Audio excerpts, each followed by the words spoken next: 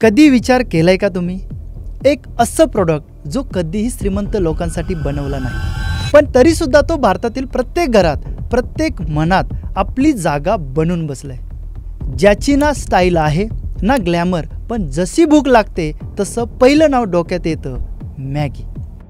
Happy thoughts मित्रांनो, मी आहे Sanjay Chaudhari, business केस्टेड expert, आणि आज आपण जाणून घेणार आहोत मॅगीची ती स्टोरी जिथे एक प्रोडक्ट हॅबिट बनलं आणि नेस्ले बनला बिलियनचा ब्रँड.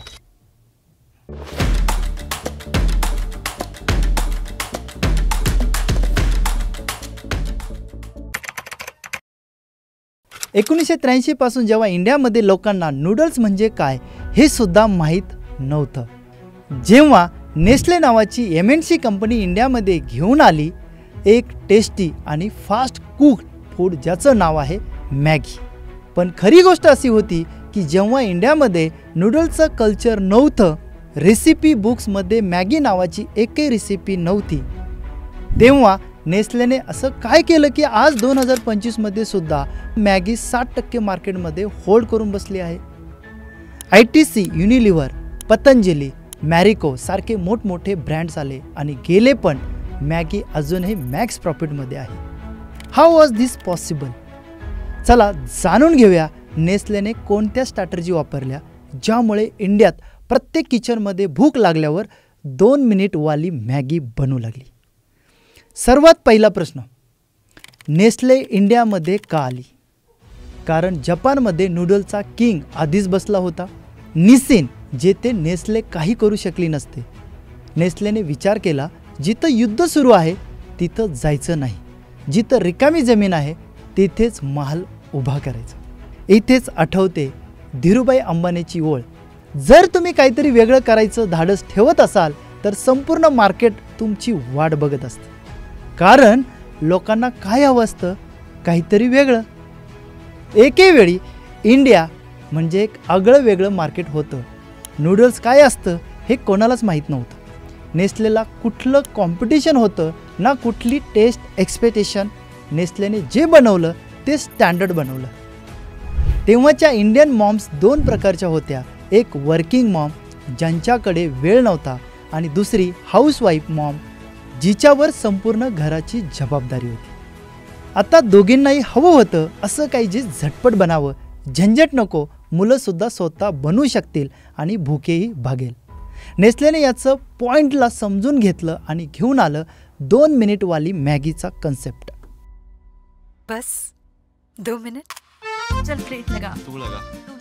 2 मिनिट ही फक्त टॅगलाईन नव्हती, हे एक इमोशनल सोल्युशन होतं. कोणतीही दुसरी कंपनी असती तर तिने सगळ्यांनाच टार्गेट केलं असतं, पण नेस्लेने एक गोष्ट शिकवली, जर तुम्ही सगळ्यांना प्रोडक्ट विकायचं ठरवलं तर कदाचित कोणालाच विकू शकणार नाही. नेस्लेने निवडले 2 कस्टमर्स, डिसिजन मेकर जी असते आई आणि कंझ्युमर जी असतात मुलं. ॲडव्हर्टायझिंग, पॅकेजिंग, प्राइसिंग सगळं फक्त 2 टार्गेट ऑडियन्ससाठी केलं.